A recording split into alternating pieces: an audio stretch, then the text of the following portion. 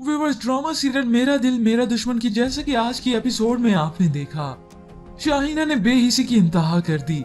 जब मायरा की वालदा सहन में घिरकर बेहोश हो गई थी तो शाहीना ने उन्हें ऐसे ही पड़े रहने दिया कि अच्छा है मर जाएगी, मेरी तो जान छूटेगी।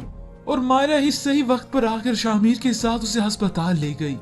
मगर रात को जावेद को उसने फिर से अस्पताल से घर बुलवा लिया और साथ ही अपना रोब भी झाड़ती है कि देर से क्यों आए हो। ये जावेद की अपनी ही कम अकली है जो ये सब कुछ जानते हुए भी कि शाहीना इस नेचर की मालिक है, वो फिर भी उसकी बातों में आकर अपनी वालदा को छोड़ देता है। तो चलिए व्यूअर्स, अब बढ़ते हैं प्रोमो की जानिब। ड्रामा सीरियल मेरा दिल मेरा दुश्मन की एपिसोड 34 में आप देखेंगे मायरा की वालदा की वजह से शामिर के अस्पताल में चक्कर लगे तो उसकी वालदा बहुत ही गुस्सा है। वो शदीद गुस्से में अपने बेटे से कहती हैं, मैंने तुम्हें कहा था ना कि वो तुम्हारी सौतेली माँ है, उसके खानदान से तुम्हारा कोई लेना देना नहीं, वो सबसे पहले तुम्हें ही डसेगी, नागिन है वो नागिन। वहाँ मायरा की वालदा जिंदगी और मौत की कश्मकश में है।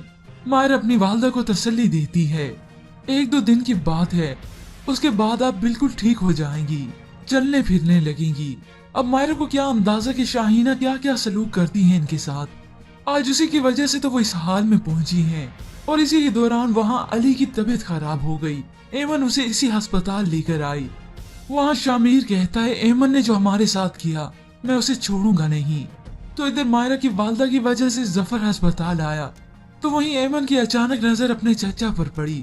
वो घबराते हुए अली को बताती है और उसी वक्त दोनों ही अपना मुंह छुपा लेते हैं ताकि वो हमें देख न सके। वहाँ जावेद जो कि सलमान को मारे मारे ढूंढ रहा है ताकि उसे ढूंढकर हम अपने पैसे वापस ले सकें, मगर अब ये तो नामुमकिन है। शाहीना क्योंकि अब कहीं की नहीं रहने वाली, जो किसी और को अजियत देती है, वो भला अब कैसे सुकून में रह सकती है।